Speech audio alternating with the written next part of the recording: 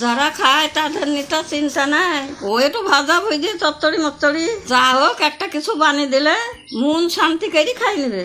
তবে আমি কুমড়ির শাক দিয়ে এমন একটা তরকারি বানিয়ে দিব না, আঙুল চাটতে চাটতে কখন যে 250 গ্রাম চালের ভাত ফুরাবে নিজেও বুঝতে পারবে না। প্রথমে কুমড়ির শাক গালা কুটি বাইছি ধুই নিয়েছি, এবার ভিজাইনি মটরের ডাল তিল পাঠাইনি মেহি করে বাইটে তুলে নেব।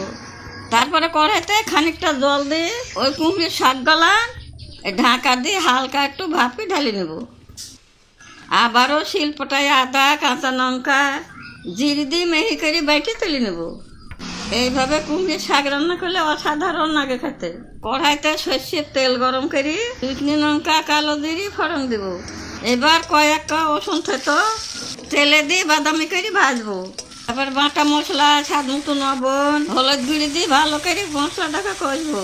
তারপর মশলা থেকে তেল ছাড়লে কুমড়ির শাক গলা দিয়ে ভালো করে নাড়িয়ে ছাড়িয়ে মশলার সঙ্গে মিশিয়ে একটু ভাজা ভাজা হলে ওই ডাল বাটাটা দিয়ে সবগুলো একসঙ্গে ভালো করে কষবো।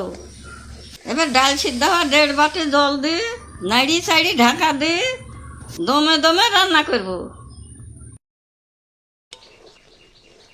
ব্যাস একটু শুকনো শুকনো হলে নামে নেব।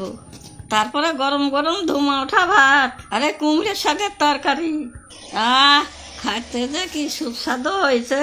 সবাই ভালো থাকো, পরের ভিডিওতে আসছি।